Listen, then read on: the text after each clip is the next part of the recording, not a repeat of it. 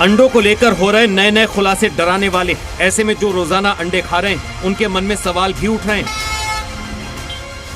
सवाल नंबर 1, कहीं ये अंडे नकली तो नहीं? सवाल नंबर 2, क्या ये अंडे फायदेमंद हैं? सवाल नंबर 3, कहीं ये अंडे सेहत को नुकसान तो नहीं पहुंचाएंगे?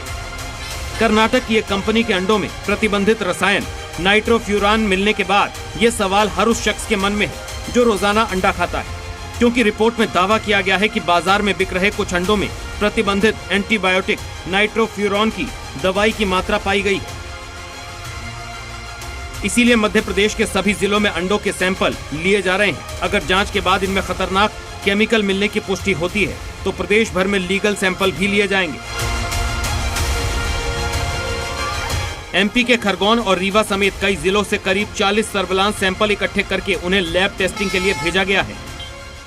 हम लोग विशेष रूप से नॉनवेज की दुकान है और अपने जो स्ट्रीट फूड होता है उस पर हम काम कर रहे हैं। विशेष रूप से खासतौर से हाइजीन कंडीशन को लेकर विशेष हम लोग जांच पर हम फोकस कर रहे हैं।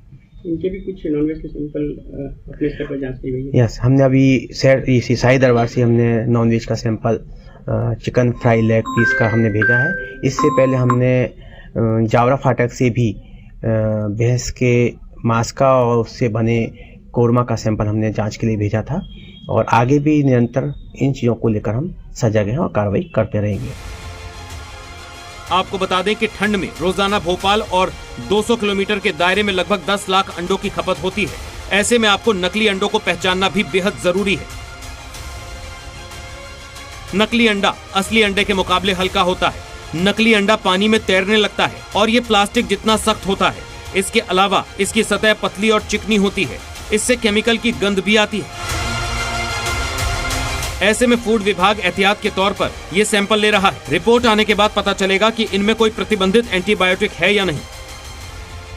ब्यूरो रिपोर्ट, जी मीडिया।